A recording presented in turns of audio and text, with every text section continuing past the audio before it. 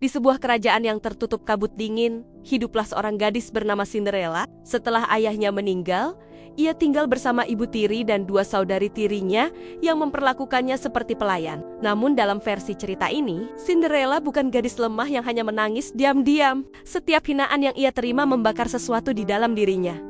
Sesuatu yang hidup, sesuatu yang gelap. Setiap malam, saat ia membersihkan abu perapian, cahaya merah mulai muncul dari telapak tangannya. Kadang api kecil muncul sendiri, kadang bayangan di dinding bergerak mengikuti emosinya. Dan saat saudari tirinya menumpahkan sup panas ke tubuhnya sambil tertawa. Untuk pertama kalinya, mata Cinderella berubah merah keemasan. Aura emas dan merah meledak memenuhi ruangan. Bom!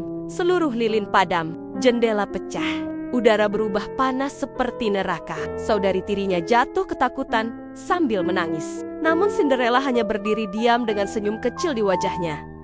Akhirnya, bisiknya pelan. Aku mendengar sihir itu lagi. Sejak hari itu, kebenciannya tumbuh bersama kekuatannya. Bunga di taman mati saat ia marah. Cermin retak ketika ia menangis. Dan setiap orang yang menghina dirinya mulai mengalami nasib aneh. Salah satu pelayan ditemukan pingsan dengan bekas luka merah seperti terbakar sihir. Saudari tirinya sering terbangun tengah malam karena melihat bayangan Cinderella berdiri di sudut kamar sambil tersenyum. Namun semua berubah saat undangan pesta dansa kerajaan datang. Kedua saudari tirinya sibuk memilih gaun dan menghina Cinderella seperti biasa. Kau bahkan tidak pantas berdiri di dekat pangeran. Mereka tertawa.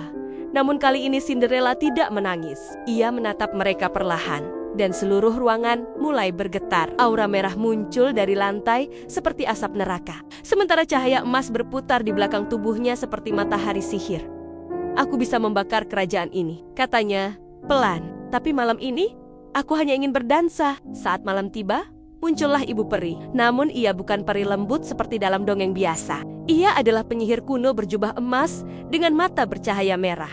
Dengan tongkat sihirnya, labu berubah menjadi kereta hitam emas, tikus berubah menjadi kuda bermata merah menyala, dan gaun Cinderella terbuat dari cahaya emas bercampur aura merah seperti api kerajaan. Saat ia memasuki pesta dansa, seluruh aula membisu. Pangeran terpaku melihatnya, namun tidak seorang pun sadar. Lantai istana perlahan retak setiap kali Cinderella berjalan, karena sihir di dalam dirinya terus tumbuh. Dan semakin malam mendekati tengah malam, semakin kejam kekuatannya menjadi. Ketika salah satu bangsawan menghina masa lalunya sebagai gadis pelayan, Cinderella hanya tersenyum kecil. Lalu pria itu tiba-tiba jatuh sambil menjerit.